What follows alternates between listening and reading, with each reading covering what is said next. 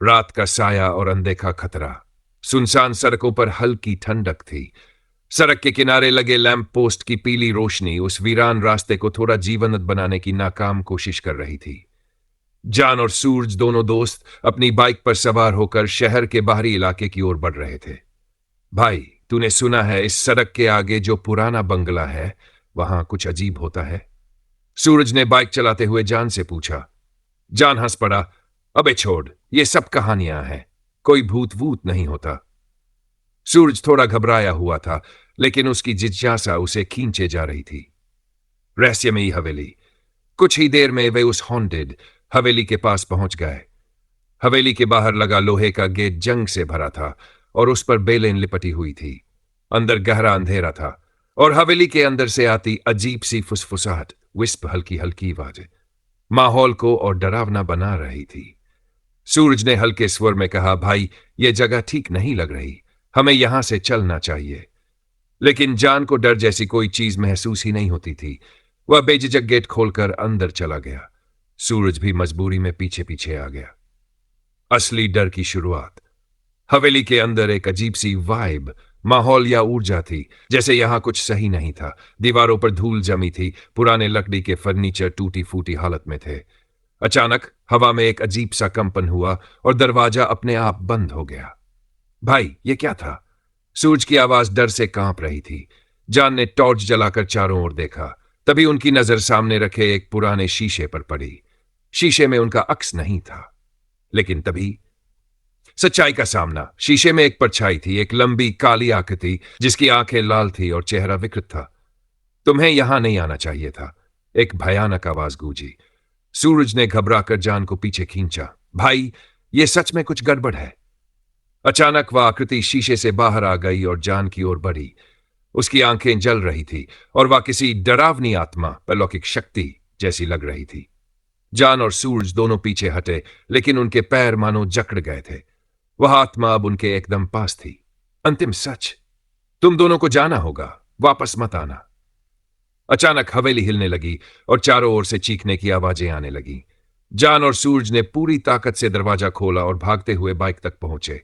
जब वे बाइक पर बैठे और पीछे मुड़कर देखा तो हवेली गायब हो चुकी थी। भाई, ये जगह सच में श्रापित थी, सूरज ने हांफते हुए कहा। जान पहली बार बिना कुछ बोले चुप था। उसे समझ आ गया था कि कुछ जगहें ऐसी होती है जहां इंसानों को कदम नहीं रखना चाहिए। जान और सूरज ने जब पीछे मुड़कर देखा तो हवेली वहां नहीं थी, बस घना अंधेरा और सुनसान सड़क। दोनों एक दूसरे को अविश्वास से देख रहे थे। भाई, ये क्या था? हमने जो देखा वो सच था या कोई इल्यूजन, मृगमरीचिका या भ्रम? सूरज ने कांपती आवाज में पूछा। जान की आंखों में पहली बार डर झलक रहा था। अगर यह इल्यूजन था तो हम दोनों को एक ही चीज क्यों दिखी? सूरज ने बिना कुछ कहे बाइक स्टार्ट की और दोनों वहां से निकल पड़े। लेकिन कुछ मिनट बाद ही उसे ऐसा लगा कि कोई उनके पीछे दौड़ रहा है। पीछे देखने की हिम्मत नहीं थी, लेकिन जैसे ही बाइक के रियर व्यू मिरर पीछे देखकर शीशा में देखा तो एक परछाई उनके पीछे दौड़ती दिखी। वही लाल आंखों वाली भयानक आकृति। जान, वो हमारे पीछे आ रही है। भागना अब मुमकिन नहीं। जान ने भी मिरर में देखा और उसकी सांसें रुक गई।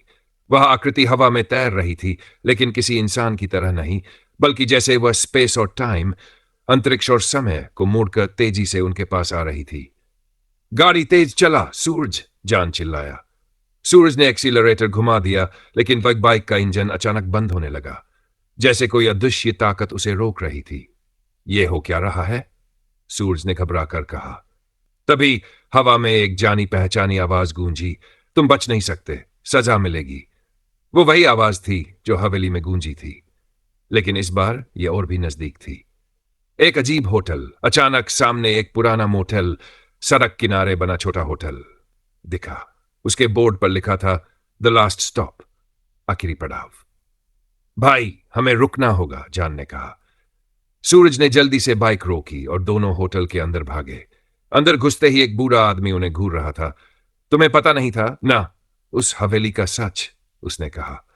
हमें कुछ नहीं पता, प्लीज हमें बचा लो, सूरज ने घबरा कर कहा। बूढ़ा आदमी हंसा, लेकिन उसकी हंसी में एक अजीब सर्दपन था। जो वहां जाता है वो कभी वापस नहीं आता, लेकिन तुम दोनों बच गए हो, क्यों? जान और सूरज को महसूस हुआ कि शायद उनका इस रहस्य से बचना मुमकिन नहीं था। क्या जान और सूरज इस भयानक साये से बच पाएंगे, या फिर उनके साथ कुछ ऐसा होगा जो उन्होंने कभी सोचा भी नहीं था? बूढ़े आदमी की ठंडी निगाहें सूरज और जान के शरीर में एक अजीब सी झुरझुरी पैदा कर रही थी। होटल के अंदर की वाइब बहुत अजीब थी, जैसे यहां कुछ सही नहीं था।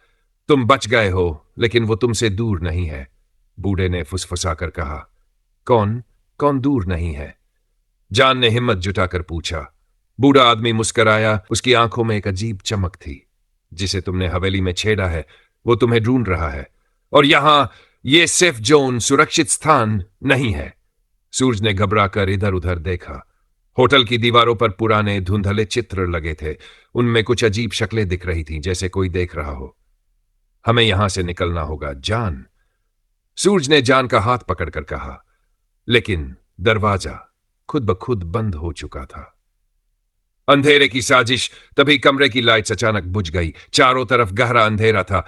बस एक चीज सुनाई दे रही थी, तुम बच नहीं सकते। एक ठंडी हवा दोनों के गालों को छूती हुई गुजरी। सूरज ने महसूस किया कि कोई उसके कंधे पर हाथ रख रहा है। जान, यहां हूं, जान ने धीरे से कहा। तो मेरे कंधे पर किसका हाथ है? सूरज की आवाज कांप रही थी। तभी एक भयानक स्क्रीच पूरे कमरे में गूंजी और लाइट्स फिर से जल गई। सूरज और जान ने जो देखा, उससे उनकी आत्मा तक हिल गई। बूढ़ा आदमी अब वहां नहीं था। आईने का रहस्य। कमरे के बीचों बीच एक पुराना शीशा दर्पण था। उसमें जान और सूरज के अक्स नजर आ रहे थे, लेकिन एक फर्क था। उनकी आंखें लाल थीं। चेहरे पर वही भयानक मुस्कान थी जो उन्होंने हवेली में देखी थी। भाई, ये हम नहीं हैं, सूरज ने कांपते हुए कहा। तभी शीशे में उनकी परछाइयां हिलने लगी और अचानक वो शीशे से बाहर आ गई। अब सामने दो और जान और सूरज खड़े थे, लेकिन ये असली नहीं थे। इनके शरीर से काला धुआं निकल रहा था और आंखों में खूनी प्यास थी। अब तुम असली नहीं रहे, उनकी परछाइयां बोल पड़ी। भागो या मर जाओ, भाग! जान ने सूरज का हाथ पकड़कर दरवाजे की ओर दौड़ लगा दी। लेकिन जैसे ही उन्होंने दरवाजा खोला, बाहर फिर वही हवेली खड़ी थी। भाई, हम वापस वहीं आ गए। सूरज लगभग रोने लगा। जान की सांसें तेज चल रही थी। हमें यह समझना होगा कि यह हो क्या रहा है। तभी हवेली के दरवाजे खुद ब खुद खुल गए। अंदर से वही परछाइयां उन्हें बुला रही थी। अब या तो अंदर आओ या हमेशा के लिए खो जाओ। जान और सूरज के सामने अब सिर्फ दो ही रास्ते थे। या तो इस रहस्य का सामना करें, या हमेशा के लिए इस अंधेरे में फंस जाएं। क्या जान और सूरज इस डरावनी सच्चाई का सामना कर पाएंगे, या फिर वे हमेशा के लिए खो जाएंगे?